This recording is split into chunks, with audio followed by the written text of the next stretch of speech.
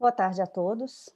Sejam todos muito bem-vindos à aula magna de abertura do ano de estudos do GED, Grupo de Estudos em Economia e Direito, Direito e Economia, que é uma parceria entre a UNB, a Faculdade de Direito da UNB, e o IDP.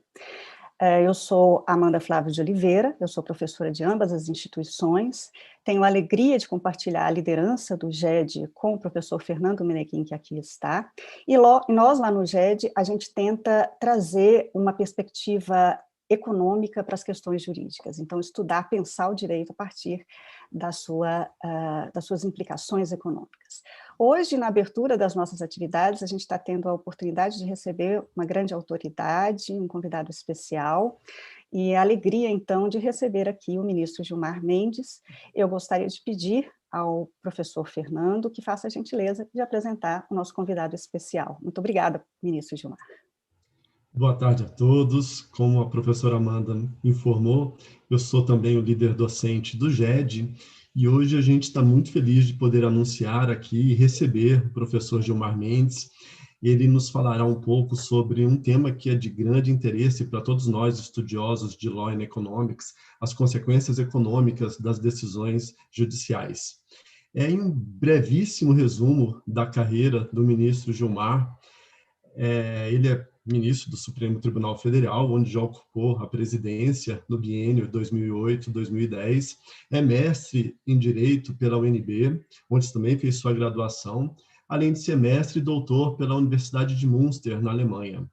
Ele é professor de IDP, professor da Faculdade de Direito da Universidade de Brasília e tem inúmeros trabalhos acadêmicos de enorme relevância publicados no Brasil e no exterior.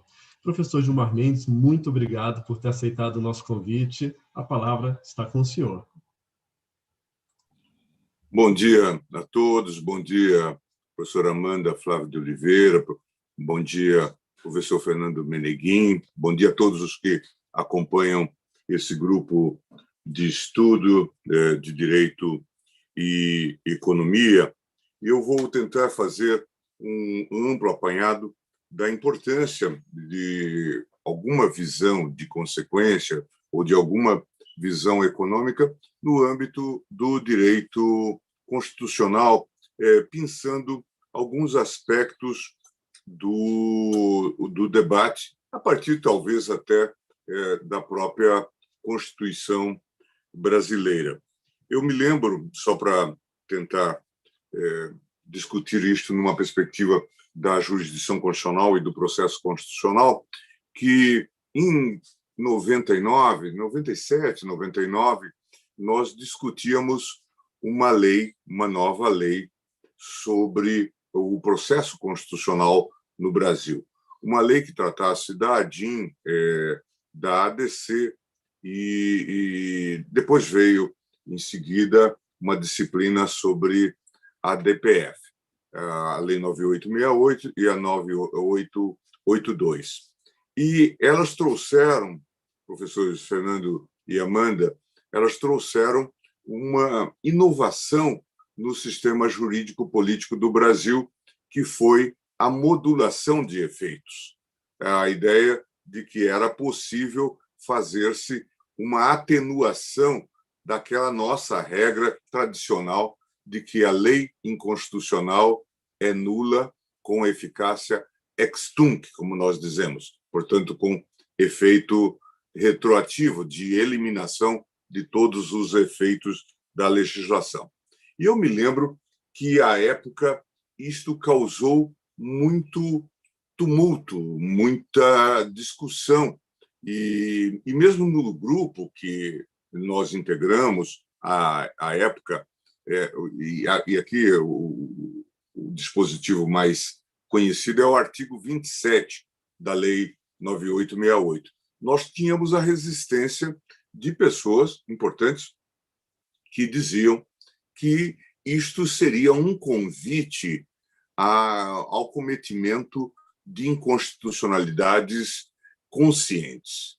Eu me lembro da resistência, por exemplo, do professor Ives Gandra da Silva Martins, tributarista de renome, constitucionalista importante, que dizia que isso seria um causador, talvez, de estímulo para um convite para leis inconstitucionais.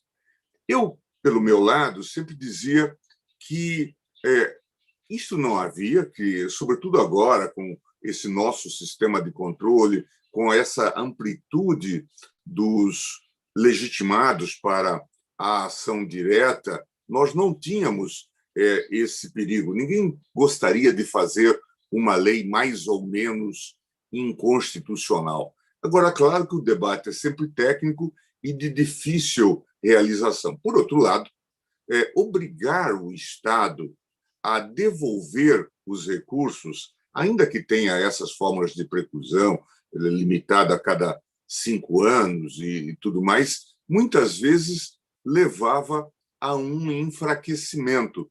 E é notório, até a propósito dessa temática, que a gente sempre cita, um artigo do professor Garcia de Interria, que foi presidente da Corte Constitucional Espanhola, em cuja lei orgânica da Corte Constitucional Espanhola não se previu inicialmente a modulação de efeitos.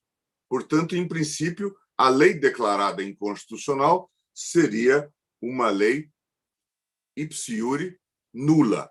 E o professor Garcia de Interria, num artigo que está publicado em português na antiga revista de Direito Público, da Revista dos Tribunais, ele então dizia: não ter esse mecanismo faz com que juízes responsáveis, portanto, juízes que olham para as consequências, muitas vezes prefiram dizer que a lei é constitucional do que declará-la inconstitucional. Chamava atenção para isso, porque dizia, eles não querem criar, por exemplo, um caos financeiro. No caso espanhol, era uma situação de imposto de renda e que poderia causar uma abertura, portanto, ou uma devolução brutal em termos de repetição do indébito. Então, eu contra-argumentava que a existência da modulação de efeitos dava aos tribunais a possibilidade de se ter maior eficácia normativa do próprio texto constitucional. E acabou que nós conseguimos.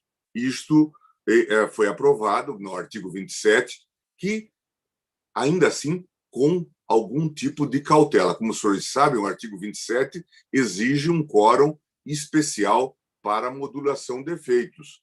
Nós precisamos de ter um número razoável de ministros. Muitas vezes nós temos uma situação no Supremo, hoje até depois eu falo sobre isso, que reputo passível de revisão. Nós temos uma situação no Supremo em que a decisão é tomada por 6-5. Mas o relator traz, no sentido da inconstitucionalidade, mas o relator já traz uma proposta de modulação de efeitos. Vai haver, portanto, uma nova rodada e agora nós precisamos de 2/3 dos votos. Precisamos de 8 votos para dizer que haverá a modulação de efeitos e, eventualmente, acolhermos essa proposta de atenuação dos efeitos da declaração de inconstitucionalidade. Então, nós temos situações muito delicadas do ponto de vista econômico, financeiro ou mesmo social, em que nós fazemos essa modulação levando em conta as consequências econômico-financeiras ou em consequências sociais da decisão. Porque a declaração de inconstitucionalidade muitas vezes vem a ocorrer muito tempo depois. E não há como resolver essa questão se nós, de fato, não dispusermos de algum poder normativo para regularmos o que vai no passado. Como disciplinar isto? Em matéria tributária, se vocês olharem o que ocorre no mundo, é praticamente comum o uso do efeito atenuador.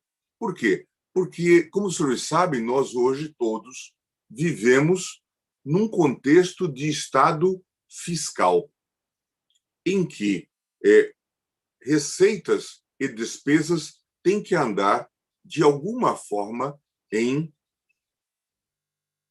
de par, né? De maneira equilibrada. Tanto é que hoje nós temos essa célebre lei de responsabilidade fiscal que permite-nos tratar dessa temática nessa perspectiva. E se nós indicarmos, por exemplo, algum benefício enquanto gestores, nós devemos também dizer qual é a fonte de receita.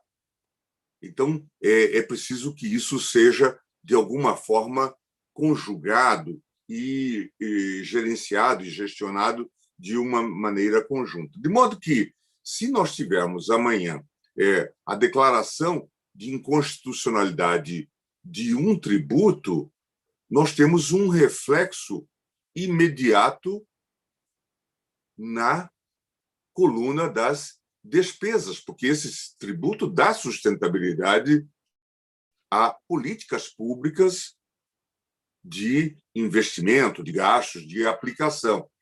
Logo, isso tem reflexos imediatos. Por isso que a lei de responsabilidade fiscal, inclusive, quanto a demandas, tem aqueles referenciais quanto a risco. Ora, se, por acaso, declarada a inconstitucionalidade de uma lei, se faz uma declaração com eficácia ex tunc, nós vamos obrigar o Estado a prover fundos para pagar. E agora, veja, numa sistemática muito ampla, nós vamos pagar a todos aqueles que, eventualmente, pagaram o tributo nos últimos 5 anos, se não houver uma modulação de efeitos. Dependendo do tributo de que se cuide, isto pode instalar um grande desconforto, até um caos financeiro. Portanto, isto é extremamente grave, precisa ser considerado. Por isso, me parece natural que se discuta, após a discussão desses pleitos, se discuta a modulação de efeitos. E hoje, até discutindo essa praxis no Supremo Tribunal Federal, nós até de lege ferenda entendemos que talvez já não houvesse mais justificativa para nós mantermos essa cláusula especial dos 8 votos ou dos 2/3 para essa segunda decisão, a decisão de modulação. Entendemos muitos no tribunal que a mesma decisão que se toma para a declaração de inconstitucionalidade já poderia vir acompanhada da modulação de efeitos. Eu vou lhes dar um exemplo de um caso que eu acompanhei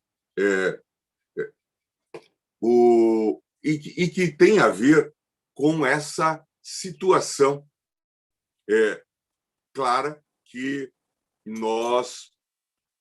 Vou citar 2 casos e que revelam a preocupação sobre essa temática.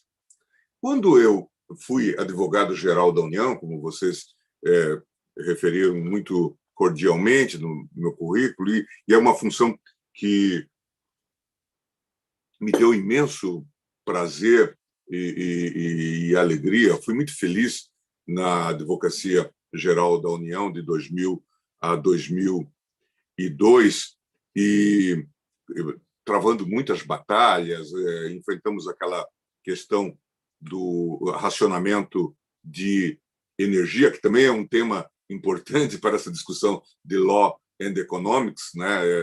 Nesse contexto agora da saúde pública, eu falei sobre isto e acho que é um caso digno de estudo, mas nós enfrentamos uma causa que era extremamente preocupante, que foi a questão dos passivos ligados ao FGTS.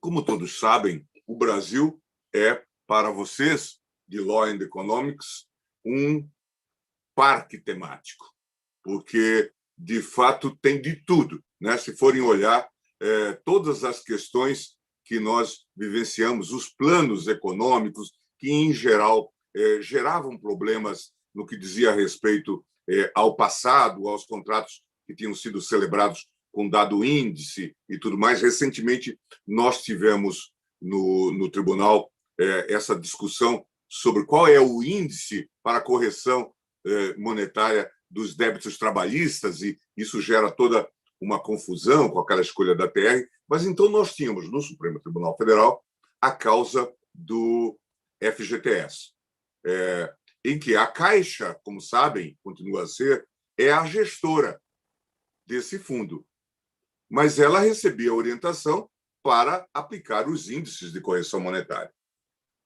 submetidos aí a vários planos econômicos. E agora se começa a dizer que, e se começa a formar uma jurisprudência de que esses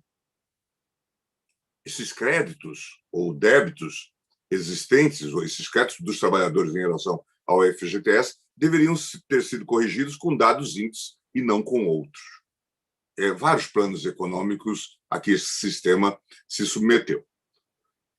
E a Caixa, obviamente, ela se comportou seguindo as diretrizes do Banco Central e fazia as correções segundo aquelas prescrições. E agora se via as voltas com essas condenações, e ela não dispunha de recursos, nem os próprios recursos da Caixa, para prover esses fundos. Então, essa questão chega ao Supremo Tribunal Federal discutindo a questão do direito adquirido, do ato jurídico perfeito, da coisa julgada. E havia já decisões em todos os tribunais do Brasil desfavoráveis à Caixa Econômica, ao fundo, ao FGTS, inclusive do STJ. E havia até decisão do Supremo dizendo que o debate era de uma questão infraconstitucional, portanto, uma questão meramente legal, e não uma questão constitucional.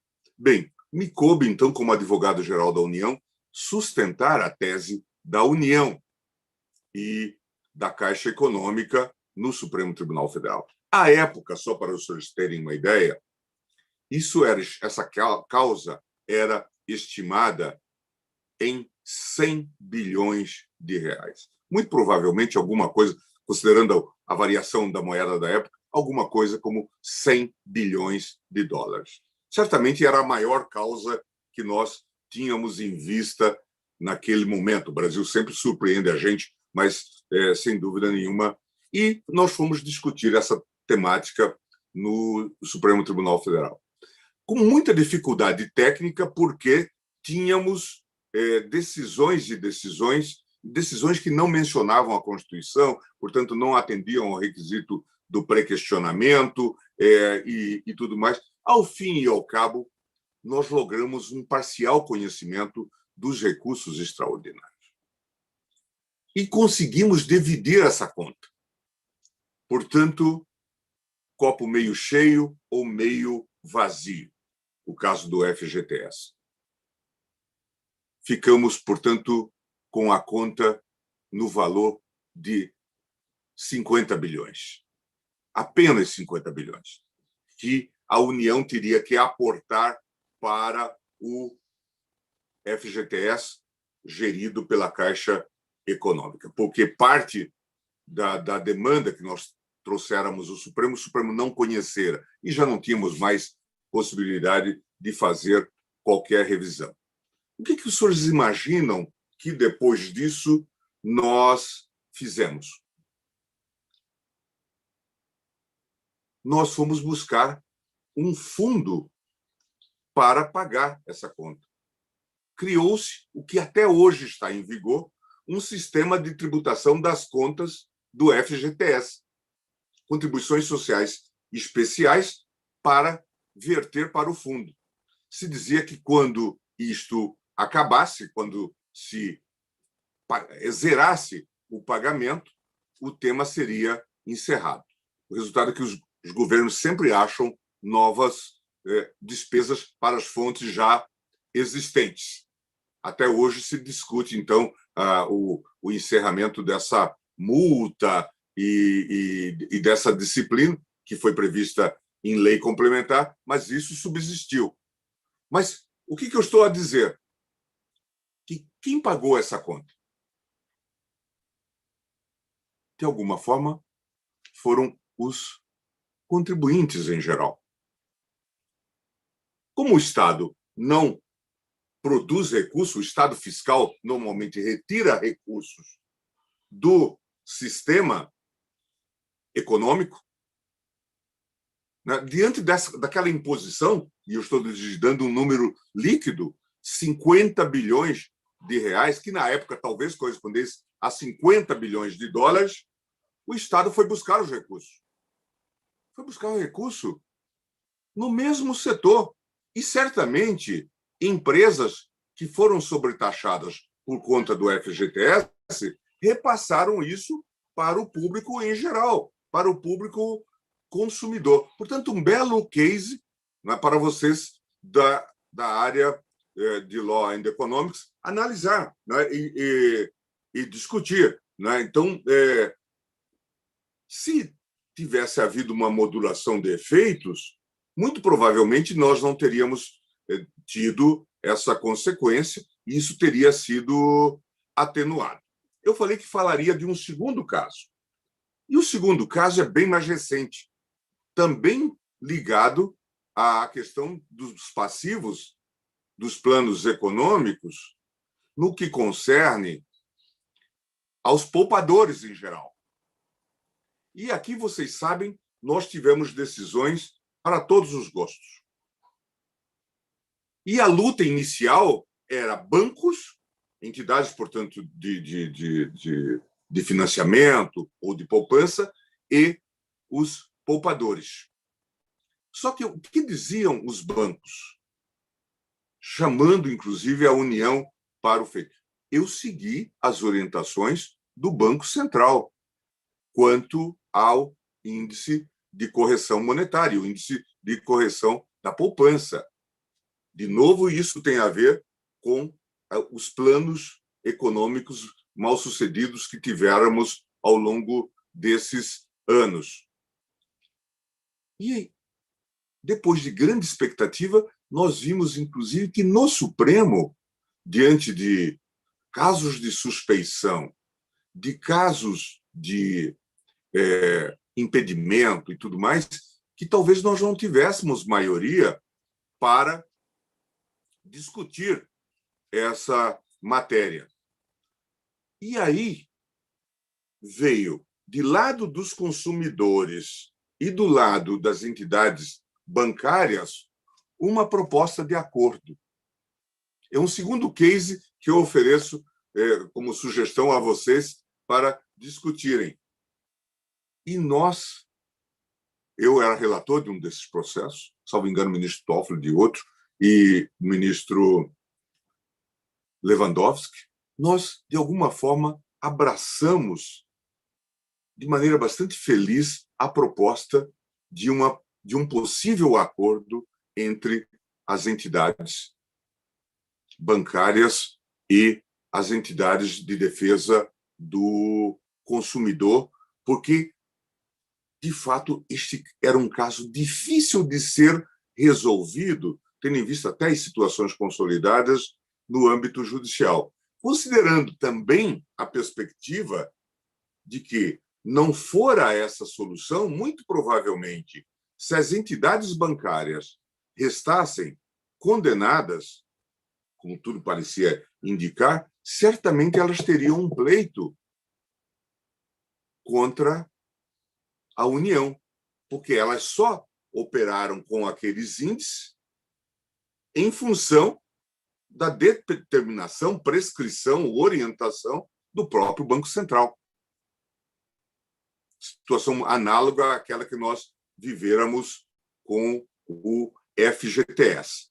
Portanto, é preciso, de fato, que nós analisemos essas consequências e façamos uma análise rigorosa dessa temática. Eu teria muitos temas para trazer para vocês, especialmente nesse ano e no ano passado, que tivemos várias decisões a propósito dessa temática. Ainda recentemente, nós tivemos o caso, me deu muito prazer, da DIN 6482 sobre telecomunicações. Mas, tendo em vista exatamente o tópico da análise de vocês, eu gostaria de me avizinhar para o encerramento, tendo em vista que já vou ultrapassando os limites que a Amanda tinha colocado, lembrando de um caso também bastante importante. Bastante importante. E vou lembrar, talvez, de dois casos, mas um deles, em época de crise, de pandemia, eu acho que é sempre justo lembrar, no contexto também dos estudos de Law and Economics, a ADC número 9, em que nós tínhamos a questão, como vocês se lembram, do racionamento de energia, em que, diante de um quadro de crise, que talvez o quadro atual seja muito mais grave, mas nesses 30 e poucos anos, 35 anos de Constituição de 88, talvez seja um quadro comparável àquele que nós vivenciamos e, felizmente, logramos gerenciar bem. Nós tínhamos uma medida provisória que impunha uma série de restrições ao uso de energia e cobrava mais para aqueles maiores consumidores e que ultrapassavam determinadas metas. E isso foi questionado em muitos ambientes, diziam que havia inconstitucionalidade, que era um empréstimo compulsório e tudo mais, e nós tivemos que trazer isso ao Supremo. Fui eu, o advogado-geral da União, que trouxe, então, uma ADC ao Supremo, para que se declarasse a constitucionalidade daquelas disposições. E o Supremo, finalmente, decidiu nesse sentido. E foi uma decisão que depois passou muito tempo para ser confirmada. Por quê? Porque, a rigor, nós precisávamos resolver aquele problema naquele lapso temporal muito curto. Porque depois nós iríamos nos avizinhar do período de chuva, iria chover, a caixa d'água do Brasil, que dizem que mora em Minas Gerais, não é? Encheria e o problema estaria resolvido. A discussão era um tanto quanto limitada, mas nós precisávamos de uma decisão naquele contexto, e isso ocorreu. Então, deixo mais um case para o grupo de estudos analisar. Eu acho que a gente já deveria ter escrito teses sobre essa ADC número 9, porque realmente é um caso extremamente importante, inclusive de um grande instrumento de gestão de crise. Mas eu tenho um outro caso, que é a emenda constitucional do parcelamento dos precatórios, em que eu reputo que nós não fomos felizes na condução dessa matéria. Vocês se lembram que todo mundo questionou sempre o parcelamento dos precatórios. E, especialmente depois de nós termos resolvido o problema infracionário, a questão dos precatórios se tornou crucial. Porque antes, o que acontecia? Isso também deixo como uma sugestão de estudos em momentos de muita, às vezes, de muito negacionismo, de muito negativismo, né? As pessoas dizem: o Brasil não tem jeito. Né? E quando nós dizíamos, nós que somos mais antigos, Amanda, o Brasil, não é o seu caso, mas o meu caso, o Brasil não tem jeito, a gente dizia, por exemplo, nós não conseguimos controlar a inflação.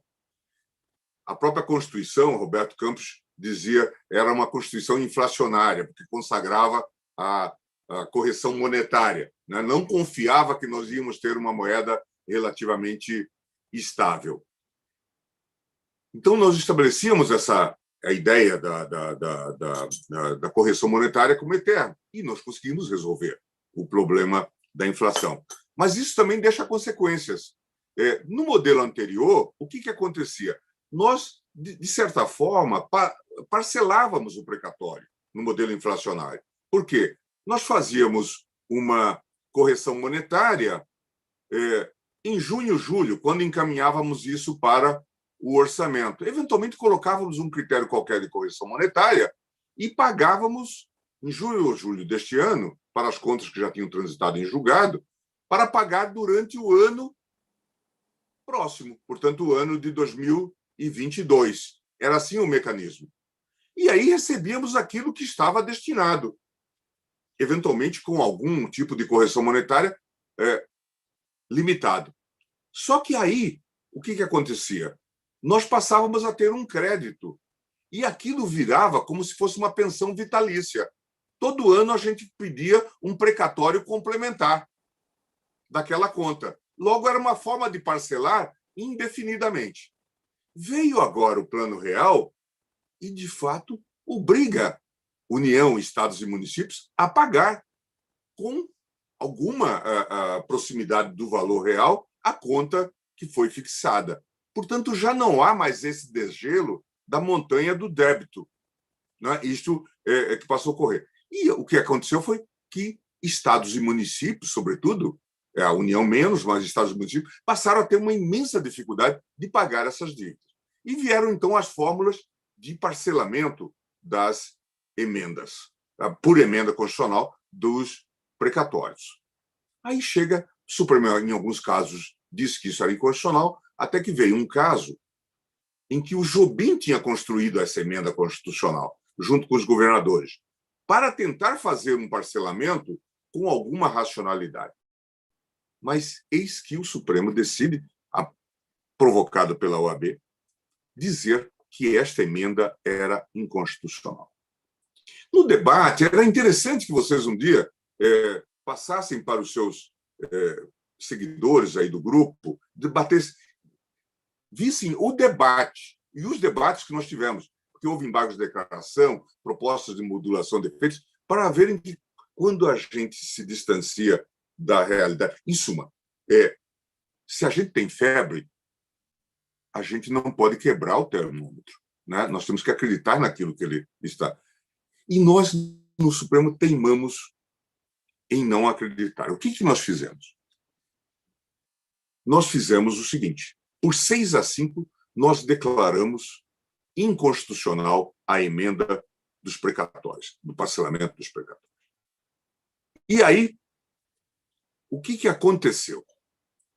Estados e municípios, sobretudo, que vinham pagando os precatórios segundo aqueles ditames da PEC, da emenda constitucional, perceberam que eles não poderiam pagar as inteiras porque não tinham recurso. E agora era inconstitucional o parcelamento. O que eles fizeram? Vocês de Law Economics, adivinhem. Eles decidiram simplesmente não pagar nada. Deixar de pagar. A requerente da ADIM, a OAB, faz o quê? Pasmem vocês. Ela agora vai diante desse quadro que se desenhou, ela vai ao redator do processo, que é o ministro Fux, agora redator, inicialmente era o ministro Brito, e diz o quê? Olha, diante desse quadro, dessa circunstância tão especial, pedimos uma modulação de efeitos. Que seria qual? Que o senhor declare que está em vigor, que continua em vigor, a emenda constitucional que os senhores acabaram de declarar inconstitucional. Mantenha, por favor, em vigor o parcelamento. Só que a esta altura já era tarde. Desarrumou-se por completo o sistema. E o resultado é que hoje nós estamos com 2 ou 3 emendas constitucionais parcelando os débitos na área dos precatórios, inclusive somando normas. Alguns dizem, se aplica essa, mas aquela. Como se diz em alemão, eine große Konfusion, né? Uma confusão geral. E eu disse, então, para nós não... usei uma expressão mais forte à época. Eu disse, infelizmente, eu disse agora que a gente que tem febre não pode brigar com o termômetro, né? Nem quebrá-lo, né? Ficar com raiva, é melhor procurar o médico, né? Da mesma forma também aqui. eu disse, nós teimamos em desrespeitar algumas leis. Eu não posso revogar a lei da gravidade, né? As coisas vão continuar caindo, né? E eu disse, nós mandamos um paraplégico andar. E ele teimou e não andou, né? O resultado é que nós continuamos com esse problema. Bom, tudo isso só para dizer da importância de que a gente disponha de mecanismos que tragam racionalidade para o processo decisório. E, muitas vezes, isto nos ajuda a dar eficácia normativa à decisão, fazer com que a Constituição seja cumprida, mas que a gente não acenda fósforo para saber que tem gasolina no tanque. Tem gasolina no tanque, né? Pode haver efeitos explosivos. Cabe-nos aplicar o direito de uma maneira racional para evitar exatamente que haja essas explosões, né? Daí a importância de mecanismos como esse de Law and Economics para a gente fazer essa análise das consequências das decisões. Muito obrigado. Ministro, excelente. Nem esperava diferente, mas até de jovem eu fui chamada, Fernando. Então, termino felicíssimo mencionou meu estado natal, Minas Gerais. Estou feliz, estou contemplada, viu, ministro? Mas eu queria passar, então, a uma fase de perguntas que nós tínhamos combinado de fazer para o senhor. E eu vou começar, então, fazendo uma pergunta. O senhor foi muito preciso, muito feliz ao relembrar, para quem está nos assistindo, a questão do Estado fiscal, a questão de que há despesas e há receitas, a questão de que não há dinheiro público, há dinheiro do contribuinte que, na verdade, vai para os cofres públicos, né? Que são questões que são até óbvias, mas as pessoas, por vezes, se esquecem disso, ministro. E a gente, especificamente, o senhor também mencionou Roberto Campos, eu queria relembrar Roberto Campos. A gente tem na Constituição de 88 alguma generosidade em relação aos direitos sociais, né? E o Roberto Campos mesmo, já naquela época, na época da Constituinte, ele fazia uma crítica dizendo, olha, não é apenas uma questão de direitos individuais e direitos sociais, é uma questão de garantias onerosas e garantias não onerosas, né? E aí, ministro, hoje, mais de 30 anos depois, a gente vê que os direitos sociais, eles foram levados aos tribunais. Os tribunais estão abarrotados de ações. Então, veja, por exemplo, o caso do direito à saúde e outras tantas, né? Então, nós vemos um grande acesso à justiça em busca da concretização dos direitos sociais, mas, ao mesmo tempo, e aí é frustrante isso, um certo sentimento generalizado de que o Estado não está sendo exatamente aquele prestador de direitos que nós, naquela qualidade que nós gostaríamos. Então, eu fico perguntando, assim, eu queria saber da opinião do senhor sobre esse ponto. Ainda há uma resistência grande ainda por uma parcela da comunidade jurídica brasileira sobre os aspectos consequencialistas, né, sobre uma interpretação consequencialista, sobre uma análise econômica dessas questões. Será, ministro, eu queria muito ouvir o senhor falar sobre isso, será que se nós tivéssemos, desde o começo, tido um olhar consequencialista, um olhar de eficiência para a questão dos direitos sociais em âmbito judicial, será que a gente não tinha conseguido ajustar melhor expectativa e realidade nesse ponto? Isso é uma saída para o senhor, para enfrentamento dos direitos sociais? O Law and Economics é um caminho, na opinião do senhor? Eu acho que sim. É claro que, como eu tentei desenhar lá atrás, nós vivemos momentos muito complicados ao longo desses anos, né? Se nós considerarmos a Constituição de 88, ela é promulgada num contexto de inflação extremamente elevada. Só para vocês terem ideia, e de novo chamo a atenção, porque vocês mais jovens mesmo não guardam essa ideia na memória. Quando a gente tem a transição Sarney-Collor, 89, a inflação de um mês no Brasil, o chamado Plano Collor, depois Plano Collor 1, que justifica, é de 84,32%. Então, veja, tudo estava submetido a algum tipo de correção. que normalmente tentava conter aquele ímpeto, porque, claro, se você automatiza a correção monetária, você também faz com que não haja solução para o fenômeno inflacionário. Então, os próprios benefícios fiscais, não é? Os próprios benefícios sociais, também eles tinham um tipo de contenção, um certo descasamento com a correção monetária. Quer dizer, mas tudo era, de alguma forma, submetido a algum tipo de correção monetária. O próprio aluguel, você alugava uma casa por um valor, né? Um imóvel por um valor, mas daqui a pouco, daqui a 6 meses, com uma inflação desse tamanho, você estava recebendo a metade daquilo, ou muito menos, né? Então, você introduzia mecanismos para fazer a revisão. E isso tudo, às vezes, abarrotava também a justiça, né? Discussões sobre correção dos próprios benefícios sociais, salários, o debate sobre o salário mínimo, né? Que era muito marcado, porque, de fato, imagine, você fixa o salário mínimo para viger por um ano, mas como ficava isso diante da inflação, né? Então, tudo isto, de fato, tinha que ser vencido, e o judiciário teve que enfrentar essas questões.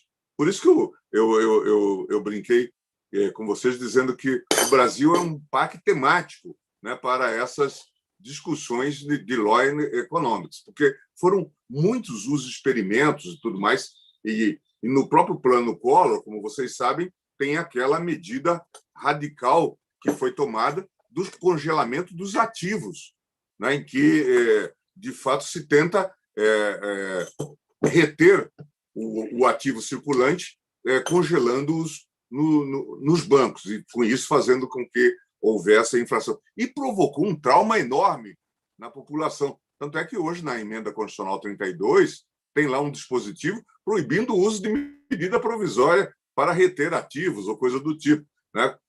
O temor geral de que se pudesse fazer um plano econômico em relação a isso. E eu tenho a impressão de que isso ajudaria, de fato, conhecer mais essa coisa das consequências. E, sobretudo, Amanda, eu acho que nós, juízes, procuradores, promotores, temos que ter essa ideia do Estado fiscal, de que os recursos vêm de algum lugar. Então, eu acho que Law and Economics, mas o estudo da estrutura fiscal do Estado, acho que ajudaria muito. Nós temos tido esse debate hoje na área da saúde, onde tivemos algumas dessas situações caricatas. Manda o Estado fazer uma operação com um custo de $100 mil e coisa do tipo, né? É preciso analisar isso num dado contexto. Quer dizer, de que sistema de saúde nós estamos falando? Qual é a obrigação que o Estado tem? Veja, depois das leis orgânicas sobre o sistema SUS, vieram alguns esclarecimentos e tal, e para de fato dizer qual é a obrigatoriedade, qual é o medicamento que tem que ser dado, o que de fato se tem que generalizar. Quer dizer, é o padrão sírio-libanês ou é o padrão de um hospital de rede de saúde, não é? Normal? Quer dizer, isto precisa ser visto, e nesse sentido eu acho que Law and Economics nos ajuda, não é? a de fato dizer, na medida em que eu generalizo um tipo de saúde, eu não me furto a aceitar algum tipo de situação excepcional, que alguém com uma doença muito especial, de fato, e que está aquele percentual de 1%, ou às vezes um percentual ainda mais baixo, uma doença raríssima, tenha um tipo de tratamento especial e que o Estado custeie esse tipo de coisa. Mas, afora essas situações excepcionais, de fato, nós devemos padronizar, dizer o que é isso em termos de saúde pública. O debate que a gente vê agora sobre vacina. O que nós queremos é que a vacina seja para todos, mas que atinja aos grupos. Primeiro, as pessoas com faixa etária mais elevada, depois aos grupos que estão mais submetidos a risco, não é? Por quê? Porque não temos vacina para todas as pessoas. Eu acho que o mesmo critério devemos adotar nesse tipo de tema. E, nesse sentido, acho que você toca numa questão que é bastante importante para isso e para outros fatores, que é a boa formação, a formação realista de operadores do direito, tanto de advogados, que são aqueles que formulam os pleitos, como de juízes, procuradores. Não é? Mas eu acho que importante isso, não é? que eles tinham o conhecimento do sistema. Essa ideia do Estado fiscal, né, que a Lei de Responsabilidade Fiscal tenta implementar, é fundamental, né, porque, do contrário, vai nos levar a viagens aí pelos nirvana da vida, né, e a produzir decisões que mandam alguém tratar vitiligo lá em Cuba e outro a fazer uma cirurgia cara em Harvard, né, e não reparar de que sistema nós estamos falando, né? O que nós queremos é um SUS integrado, né, que seja efetivo para o Brasil, que haja vagas para todos nos hospitais e que os doentes não estejam depositados em macas ali nos corredores das nossas redes hospitalares, né? Fantástico, ministro. Isso me faz lembrar de um conceito básico de economia, que é o custo de oportunidade. Né? Tudo que a gente decide, Sim. Existe um sacrifício, né? Algo está sendo sacrificado. Sim. Muito bom ouvir o senhor falando sobre isso. Mas, ministro, a gente queria ouvir o senhor também sobre o caso da segurança jurídica, né? Em 2018 foi publicada a Lei 13.655 e ela promoveu mudanças na Lei de Introdução às Normas do Direito Público. E o objetivo é o quê? Era garantir mais segurança jurídica, garantir mais eficiência na aplicação do direito público, dando mais transparência para todos os que estivessem envolvidos, tanto nos processos administrativos quanto nos processos judiciais. E a gente sabe que a segurança jurídica é uma condição muito desejada, né, para que novos investimentos produtivos aconteçam. E o Poder Judiciário tem um papel fundamental em garantir mais ou menos segurança jurídica. A gente gostaria de ouvir a opinião do senhor sobre isso, né? O Poder Judiciário está contribuindo, está preocupado com essa segurança jurídica, está facilitando as engrenagens para a gente conseguir mais crescimento econômico? Eu acho que, em geral, os tribunais hoje estão muito mais conscientes em relação a isso. Mas é claro que esse é um tema muito complexo, porque, por outro lado, como vocês sabem, nós somos formados numa cultura, e é importante que assim seja também, de independência, não é? E muitas vezes, então, temos visões dessa independência de uma maneira muito peculiar. É claro que o próprio sistema hoje engendrou modelos de contracautelas. Saiu uma liminar aqui que parece extravagante, então eu consigo ir a um tribunal e, eventualmente, um despacho, a própria presidência, e conter, portanto, essas decisões muito extravagantes ou singulares. Mas eu percebo hoje que há muito mais do que ontem essa consequência, essa ideia de análise das consequências. E acho que a própria Lei 13.655 foi muito importante no sentido de trazer esses conceitos, porque esses conceitos vão se internalizando, não é? Nós nunca podemos esquecer, Amanda e Fernando, nós nunca podemos esquecer a ideia de que nós saímos de uma ditadura. Nós fizemos uma transição. Os juízes tinham muitas limitações, inclusive decorrentes do AI-5. Esse AI-5 que a gente vê jovens gritando, restauremos o AI-5, na verdade, ele coartava a liberdade de todos, a liberdade de imprensa, caçava mandatos e retirava as garantias da magistratura. Aí nós tivemos essa, vamos chamar, enxurrada de civismo, né? Então, todos acorrem ao judiciário. O Supremo, só para vocês terem uma ideia, logo no período anterior, 88, 89, quando começa essa nova fase do processo, recebia alguma coisa como 18, 20 mil processos ano, o que era muito. para as condições da época, não é? Mas era por aí. 10 anos depois, o Supremo passa a receber 100 mil processos ano. Portanto, é uma brutal crise, né? E mundo afora. Eu tenho uma história para lhes contar também. O mal da gente ficar mais velho é que vai acumulando visões, né, do mundo. Quando nós planejamos na AGU o trabalho me deu muito prazer de ter feito isso na linha do direito social e tal, os juizados especiais federais, nós queríamos, que tinha sido aprovada pela primeira vez uma emenda que permitia o pagamento direto, sem precatório, até um teto. Então, nós queríamos que o juizado especial funcionasse dessa maneira. E o Pedro Parente, que, como você sabe, vinha da área de engenharia, da economia, ele se preocupou logo com a conta. Ele disse, mas quantos processos nós vamos ter nos juizados especiais federais? E, à época, nós estávamos mandando o projeto, e naquela coisa que é um pouco improviso do Brasil, e estávamos decidindo se iríamos mandar com 40 salários mínimos, o teto do juizado especial, ou com 60 salários mínimos. De novo, um case para vocês aí de Law and Economics. Aí estava 40.